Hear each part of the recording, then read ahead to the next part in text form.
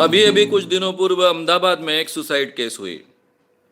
आपको दिल्ली की बुराड़ी केस याद आती होगी। उसमें 11 लोगों ने उसमें 11 लोगों ने आत्महत्या की थी। अहमदाबाद के केस में 3 लोगों ने आत्महत्या की है।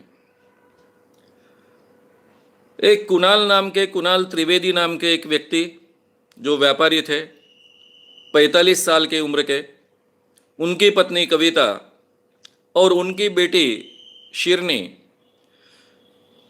इन तीनों ने आत्महत्या की। आत्महत्या का तरीका करीबन वैसा ही था।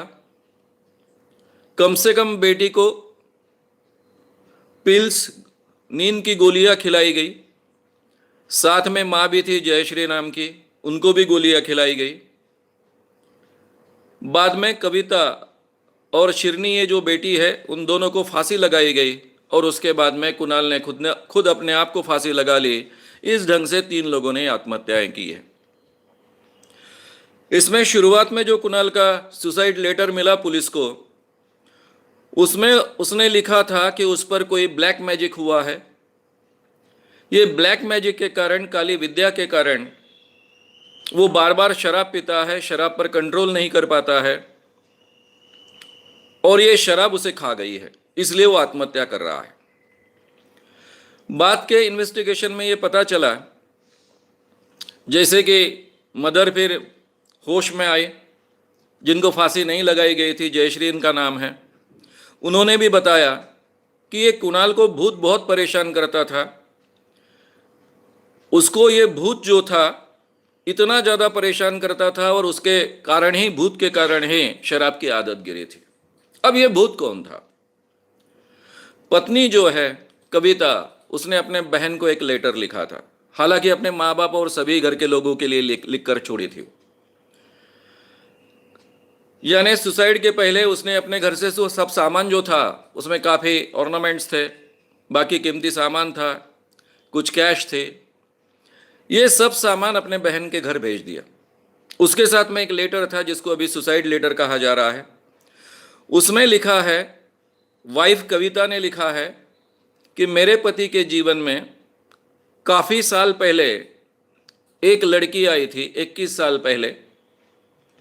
दोनों एक दूसरे से प्यार करते थे, यानी कुणाल और वो जो इंदौर में रहने वाली लड़की है, वो लड़की, दोनों एक दूसरे से प्यार करते थे। लेकिन घर के लोगों ने परमिशन न देने के कारण उनकी शादी नहीं हो पाई। ये चीज वो सहन नहीं कर पाई और उसने आत्महत्या कर ली। और उस लड़की ने जो आत्महत्या की है, वो उसका भूत आकर ये पूरे फैमिली को तंग कर रहा है। ये कुणाल को तो बहुत ही तंग करता है, रात दिन उसको शराब में डुबो कर रखता है और साथ में बेटी पर भी उसका असर दिख रहा था, बेटी को भी वो बहुत तकलीफ दे रहा था। इसलिए हम तीनों लोग आत्महत्या कर रहे हैं। इस भूत ने हमको इस तरह परेशान किया कि आत्महत्या करने के बजाय दूसरा कोई रास्ता हमारे सामने बचा नहीं, इसलिए हम आत्महत्या कर रहे हैं। इस ढंग की बात कही गई। पुलिस के इन्वेस्टिगेशन में ये बात सामने आई। अभी तो आपके सामने प्रूफ आ गया।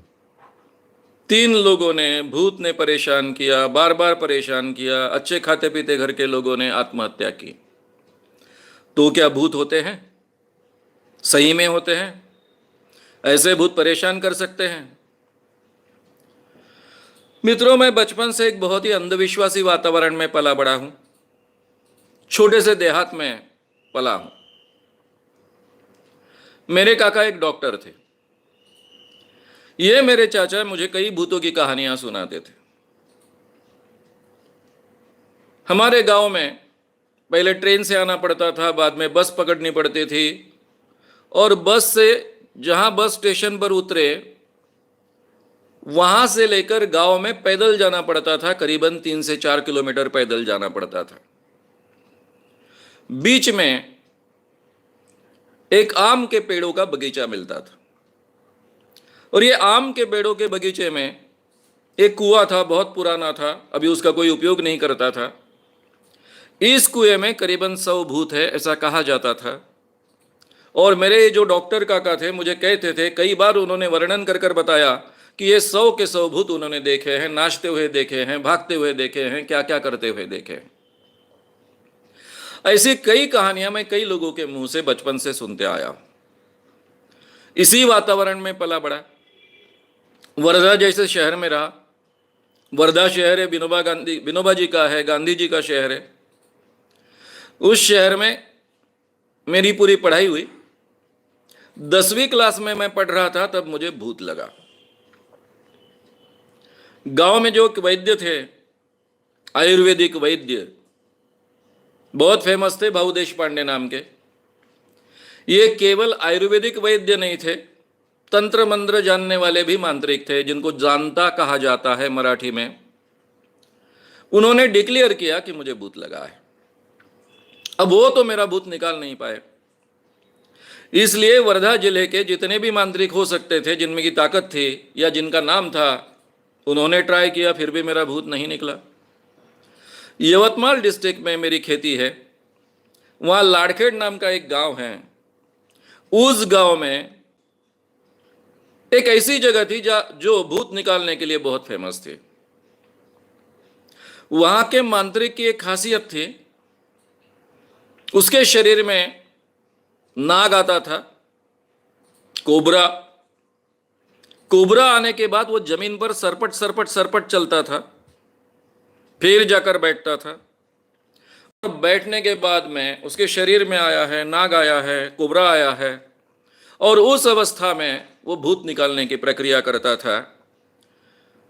उसने मेरा भूत निकाला। ये अनुभव मैं आपसे विस्तार से कहूंगा। आगे चलकर मैं पूरे भारत में घूम रहा हूं, अलग अलग विषयों पर व्याख्यान दे रहा हूं। जयप्रकाश नारायण जी के संगठन में काम करता हूं, तरुण शांति सेना में।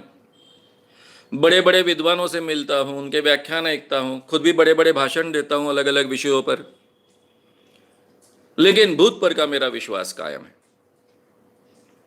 मैं बड़े बड़े विद्वानों से मिला, पूरे भारत के विद्वानों से मिला, कम्युनिस्टों से मिला, समाजवादी विचारधारा के लोगों से मिला, अलग अलग लोगों से मिलते गया।